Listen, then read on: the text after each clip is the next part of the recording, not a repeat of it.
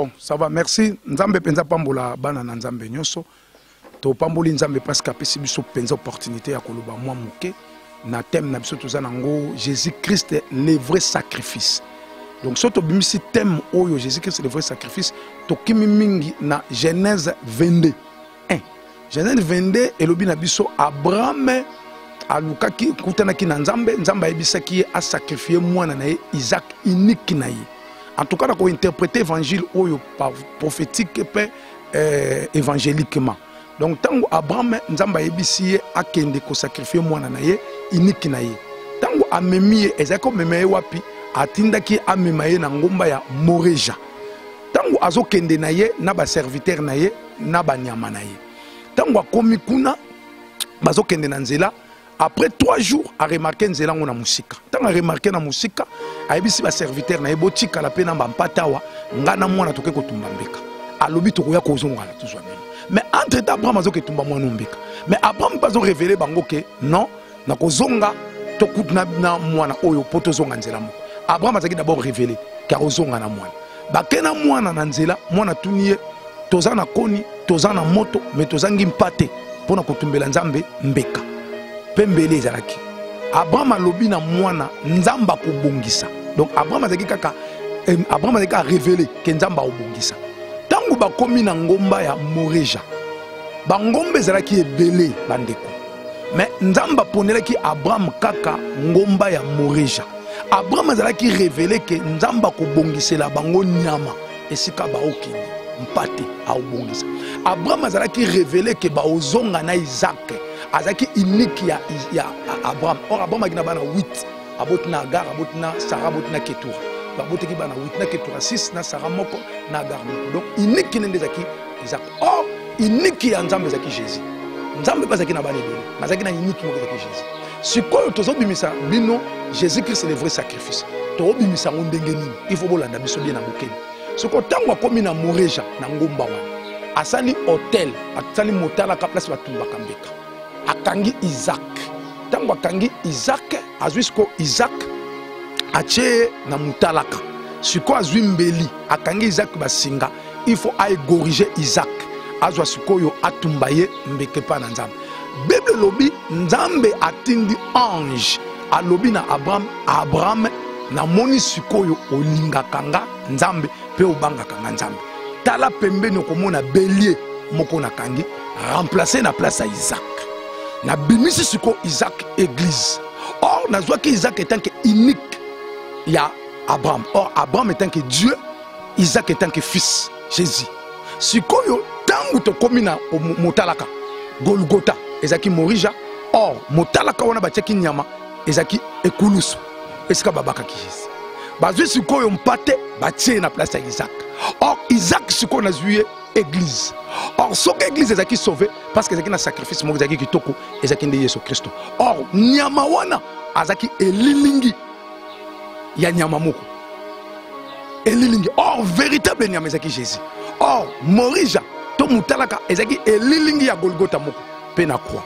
Sikoyo or vie ya Isaac ezalaki prolongé parce que mpate wana kufaki. Ni tete mpate Isaac a quoi cause à la sauveté. Or, ni t'étais Christ, Église a cause à la sauveté. Ni t'étais sacrifice à Christ, Église a cause à la sauveté. Yango moni nzamba comprenait que Isaac a zaki na défaut. Isaac a quoi fait la batute. Et sengele qui m'a fait la batute. Et c'est comme mutazana sans défaut. Yango moni na Lévitique 5:4 son abosanité. Nzambe azoloba na Moïse. Alobi yebisa peuple Israël. Bazwa nyama waza sans défaut. Batumbela ngambeka. Donc, or wane zalaki nyama ombre. Et lilingi ya nyama moko. En réalité, véritable nyama zanga ki défaut. O asala lisumuté. Et ça qui est Jésus. Yende ba chéri skufa kufela ba. Ya ngomoni na Barnabas na Yesu batuni to bomana ni to tika nani. Babi boma Yesu tika Barnabas. Ba monaki Barnabas azaki na défaut. Christ azaki sans défaut. Or Christ est le véritable sacrifice na biso. Or ce que via Isaac ezaki prolonger bandeko. Ce que via Isaac lelo et monaki et bikaki parce que nyama zalaki. Ce qui n'y a pas quitté, Isaac a quoi bikate. Or, Isaac n'a pas tout à l'heure, n'a joué fils il y a Abraham. Or, Abraham étant que Dieu, Isaac fils, dans la révélation. Abraham Dieu, Isaac fils. Isaac étant que fils, azokende siko akende kokufela nation siko tango komi na lié oyo alinga kokufela nation nzamba comprendre que Isaac azaki na défaut nazongisi bino sikoyo na prophétie Isaac sikoyo abimi église or mpate Jésus donc or église ebiki kaka na nzela na Yesu Kristo oyo azaki véritable sacrifice yaya po bika na bomoi na yo eza na sacrifice moko mutu asalaka na mokili te sauf Yesu Kristo. Donc Yesu Kristo nzambe alingaki akomisa ye sacrifice na biso yango Hébreu 10 ezoloba na biso nzambe alobi na Hébreu 10:4 so na bosanité alobi tina voulu ni sacrifice ni offrande pour le péché. Donc nzambe azotalisa Yesu azotalisa tata na yeke sacrifice kaka oya malamu esengeka nga nde na kosa sacrifice yaya Abraham akokaki yango te Moïse akokaki sacrifice wana te baeli bakoka sacrifice wana te bakima yango mais ezalaki na mwana mobali moko oyo azalaki véritable mpate oyo ezalaki sans défaut mpate oyo ezalaki na lisumu te moto azalaki lisumu te na vi na ye mobimba moto atambolaka boyenge bene ye nde andimaka koma sacrifice na biso mokolo moko na Golgotha yango nde na Morija or Morija nde Golgotha or motalaka ezalaki nde kulusu esika batiaki nyama nango na youtube sabino elilingi ya nyama moko or véritable nyama ezalaki nde Jésus véritable Morija ezalaki nde Golgotha yango ta oyo tozo ramener conscience ya peuple ba comprendre kaka ezalaki na moto moko kaka oyo akufela ki peuple moko oyo se sacrifier ki vina yo pe na vinanga ezalaka Yesu Kristo eza na moto mosusu yaya soko se confier na vina yo o se confier na Christ o se donner bon mono pesa ngwe pa na Yesu Kristo a décevaka moto te ndebo moni tata wana parce que tata wana azaki le véritable le souverain ezalaki nzambe wana solo donc yende oyo aza mieux placé ya ko contacter makambo na yo donc ya ko kota na ba principe na bisaka bato boyo soki moto akoti na ba principe ya nzambe pe akokota na ba principe na yo donc soki okoti na ba principe ya nzambe elingolo ba ke il faut comprendre que ezaki na sacrifice moko kaka oyo moto moko asalaka ezaki Yesu Kristo na kota na ba sacrifice na ye na kota na ba principe na ye yaya oko gêner le 40 jours 40 nuits nzambe za na posa ya gêner na ote. Or véritable jeune eza kobongo na motema nzambe aza na posa ba retraite na yo te nzambe aza na posa ba ngumba na yo te nzambe aza na posa moto abongwa na d'abord nzambe aza na posa moto alongwa na ba dimension ya masumu akota pena na ba vie ya bonzambe akota na vie ya sacrifice ya bonzambe. C'est ça eloko ezali penza très important yango moni ndeko na sungi yo na tongo na lelo na taliso que Christ est le véritable sacrifice oya ndimaka kokufa liwa soni Yesu akufa na elamba te Yesu akufa na elamba te mutako sabino te litaba wana ezaki italien mo mutasalaka film ne italien mo asalaka film ne parce que bana uluka ba moyen na yazo ba mbongo na ye malgré bat batalisa bango na ba film bat balela ka italien wana balela ka Yesu te le total ba film ba Yesu wana to beki nzambe te total ba film ba Yesu bat ba olela ezaki italien mo ezaki Yesu te Yesu pas na pote to pe couleur nete to pe pona ite akufa bolumbu pour peuple mo kaza la sauver donc à se sacrifier ki bolumbu pour peuple mo kaza la sacrifier c'est ça pour peuple mo kaza la sauver bande ko bana na nzambe ya o eza souta ko sala masumu te ta o tozo ke neza ta malamu te ta o eza ta on faut total sacrifice ya solo o eza ki Yesu Kristo mobali ya malamu andimaki ko kaba mbeka na ye pona bato yango moni tozolinga ko ramener bino tozolinga totalisa bino ke bino moko na kati na bino il faut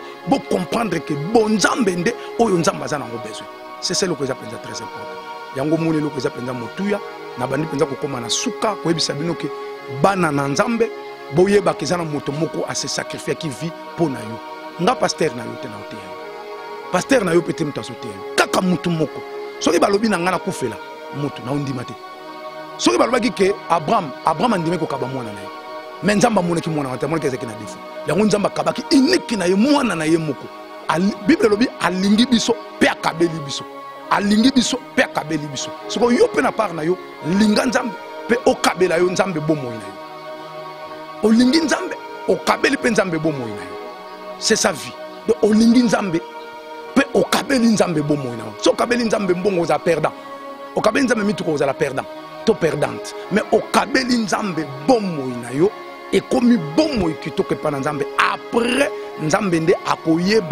koyeba ndenge nini akoki kosala mpo na vie na yo parce que c'est lui ye moko ye mei oyo atikaka trône moko andimaka kose sacrifier andimaki kokufa liwa soni andimaki komikaba bomoi moko boye epa na tata ye nde nzambe yango na ningi na pesa bino makambo bandeko nanga bana na nzambe tango ya moto tant eza malamu te yaya tokomusambela to l'église ebele masumu pe belé l'église ebele babare ebele tokende wapi tosuka wapi yaya na okende pas pasteur nini na kozonga pas pasteur nini parce que leo nazo comprendre na osambela pa nani or le vrai mutu oya sacrifier vie ezaka Yesu Christo yaya pesa vino epana c'est le que zaki penza très important nzambe penza zaki bolongo merci nzamba pambola bino numéro de téléphone 082 45 87 005 donc 082 45 87 005 097 74 21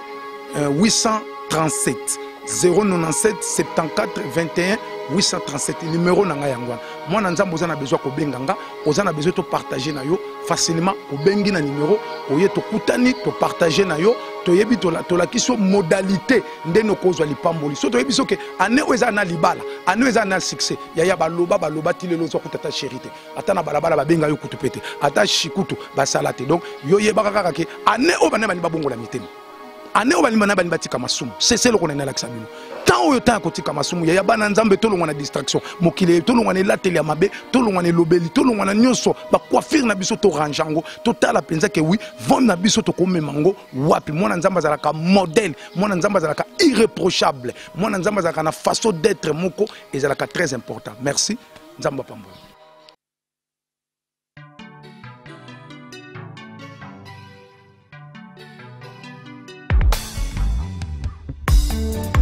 Ya malunga apesa katina ndako na yeo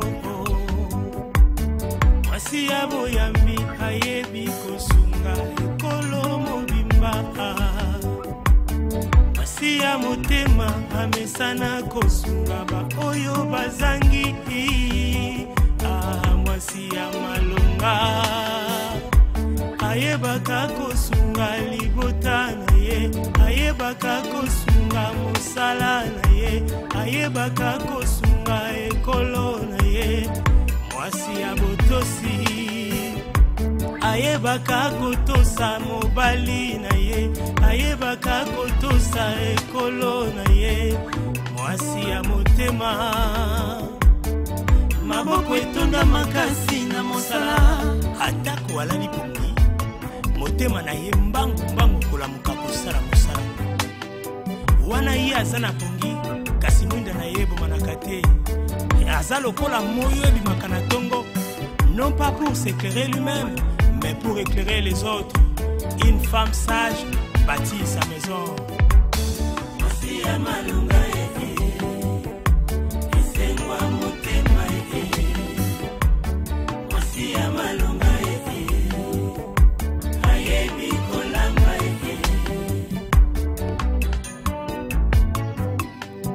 une femme salutaire agit avec sagesse.